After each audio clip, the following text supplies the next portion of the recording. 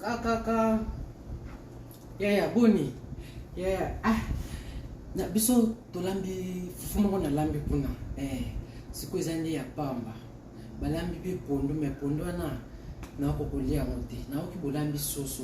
Yo na yo chela ata mwanda comme ça na kelia na fufu kuna zo bima kana mingi te. Olobi. Bilo bolambi za mukie.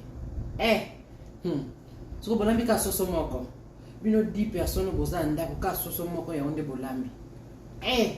En tout cas, il y a pas combien? Poids 11. Pardon. Soko bokalinga kyango. Bosalika bouillon bongo. En tout cas ki pesa kasata pilipili kasata na gelia pilipili. Pilipili pesa te. Donc bouillon bolia ka bongo sa pilipili. Zeite so na iba mena yo senga te. Biso ko to lamba na biso soso ka lelo